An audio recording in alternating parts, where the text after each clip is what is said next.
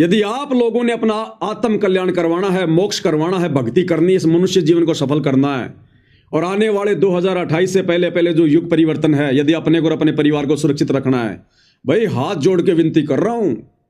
जानवर नहीं हूं, इंसान हूं, सोच समझ के जुड़ा हूं, देखा देखी में नहीं जुड़ा। बहुत भयंकर समय आ रहा है, बहुत भयंकर विध्वंस।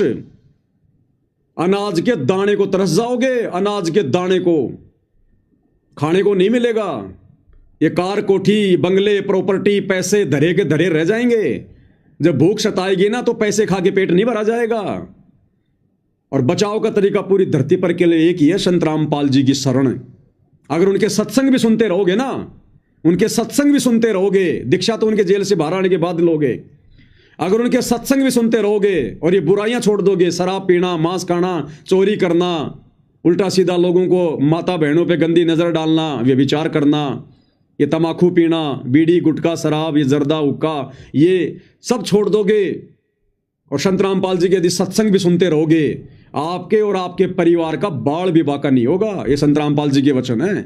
और जिस दिन आप जी उपदेश ले लोगे, दीक्षा ले लोगे उनसे, उस दिन के बाद तो मौत भी तुम्हारे से 10 कदम दूर खड़ी रहेगी। तो सतगुरु रामपाल जी के सत्संग सुनना शुरू करो भाई और बहनों।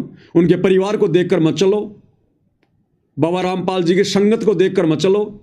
संगत तो कभी भी भ्रमित हो सकती है, संगत तो सब जीव हैं, मनुष्य हैं, लेकिन परम संत कभी किसी को भ्रमित नहीं करते। बाबा के सत्संग कभी किसी को कुमार्ग नहीं देंगे, हमेशा सुमार्ग पर लेकर जाएंगे। तो संत रामपाल जी को, संत रामपाल जी के नालायक भक्तों के कुकर्मों को देखकर जज मत करो। वो परम संत है, सारी सृष्टि का पिता है, मालिक है। अरे भगवान गुरु रूप में तो आता है। गुरुर ब्रह्मा गुरुर विष्णु गुरुर्देव महेश्वर, गुरुर साक्षात पार ब्रह्म तस्मै श्री गुरुवे नमः। हम गुरु को साक्षात पार ब्रह्म कहते हैं। तो भगवान गुरु रूप में तो आएगा ज्ञान देने के लिए, और जब वो आता है तो हम उसको नकार देते हैं, और ये फिर मनुष्य शरीर छोड़ने के बाद फिर गधे, कुत्ते, सुअर बनकर फिर ये कष्ट भोगते हैं। उस धर्मराज के दरबार में ये शरीर छोड़ के जाएंगे ना, तो वहां पर तो यम के दूत नंगे करके गर्दन पकड़ के रखेंगे।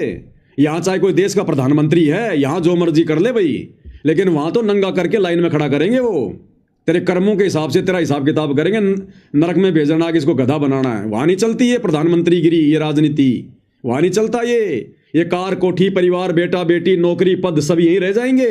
नंगे आए थे नंगे जाओगे। ये धन दौलत वहां नहीं जाएगी, वहां नहीं चलेगी। अरे पाकिस्तान का पैसा हिंदुस्तान में नहीं चलता, यहां का पैसा वहां कैसे चलेगा भाई? लेकिन ये भक्ति चलेगी वहां पर, भक्ति धन। कबीरा सब जग निर्धना, धनवंता ना कोई, धनवंता सो जानिए जिसके पास राम नाम धन होए। वो असली राम नाम धन सतगुरु रामपाल जी के पास है। ये राम कोई दशरथ का बेटा नहीं है। राम यानी परमात्मा, परमेश्वर। दशरथ का बेटा तो त्रेता युग में हुआ था, उससे पहले तो सतयुग था, कोई जानता भी नहीं था राम कौन है। तो वो राम कोई और है। राम राम शब जगत बखाने, पर आदि राम कोई बिरला जाने। तो वो समस्त जानकारी केवल धरती पर सतगुरु रामपाल जी के पास है। एकमात्र संत कहलाने के अधिकारी, जगत गुरु कहलाने के अधिकारी, भक्ति देने के अधिकारी, मोक्ष देने के अधिकारी वर्तमान में धरती पर केवल सतगुरु रामपाल जी हैं। तो मैं तो विनती कर सकता हूं भाई, प्रार्थना कर सकता हूं, बाकी आने वाले समय में अगर भक्ति नहीं करी, इन बातों पर ध्यान नहीं दिया और मर गए, मौत का तो भरोसा है ही नहीं, और चले गए धर्मराज के दरबार में, तो सबसे पहला सवाल यही होगा कि ला भाई भक्ति धन, भक्ति धन। अरे गधे, तेरे को मनुष्य जन्म दिया था, बोला मैं भक्ति करूंगा नीचे जाके। अरे नीचे भगवान आया था, परम संत आया था, भक्ति क्यों नहीं करी? अजी मेरे को तो पता ही नहीं था। फिर ये वीडियो चला दिए जाएंगे वहां पर कि देख वो कितना भोग रहा था, बाबा रामपाल का भगत थूक बिलो रहा था 3-3 घंटे, 4-4 घंटे। हैं तू उसको कोई पैसे दे रहा था क्या? उसको कोई पेंशन मिल रही थी क्या भोगने की? वो तो सोशल मीडिया से भी पैसे नहीं कमाता था। हैं तू कह रहा था देखा रामपाल भगत, बड़ो भगत आयो। अरे पहले उसके सत्संग तो सुनता, उसके विचार तो सुनता। और भगवान आएगा तो कोई सींग लगा के आएगा क्या? तुम राम को भगवान मानते हो, सींग लगा के आया था। कृष्ण को भगवान मानते हो, पूंछ लगा के आया था, या कोई गेंडे की तरह आए थे बन के? भगवान आएगा तो इंसान बन के आएगा ना। अब तुम उसको इंसान मान के उसका ज्ञान नहीं समझते, फिर मरो, फिर जाओ, फिर कुएं में पड़ो, फिर तुम नरक में जाओ 84 में। तो भाई सत्संग सुनो, आदत डालो धीरे धीरे। सोशल मीडिया पर दुनिया भर की बकवास देखते हो सारा दिन, क्या मिलता है उससे? तुम बिगड़ रहे हो, तुम्हारे बच्चे बिगड़ रहे हैं, तुम्हारे मानसिक संतुलन बिगड़ रहा है, तुम्हारे विचार बदल रहे हैं। क्योंकि जैसा खाओगे अन्न वैसा होगा मन, जैसा पियोगे पानी वैसी होगी वाणी, और जैसे देखोगे वीडियो वैसी हो जाएगी हमारी मानसिक स्थिति। तो अपने बच्चों को भी सत्संग सुनाओ। ये तो सबके लिए है भाई, आत्म कल्याण का मार्ग है ये। पूरा परिवार बैठ के आधा घंटा 1 घंटा सत्संग सुनो संत रामपाल जी का।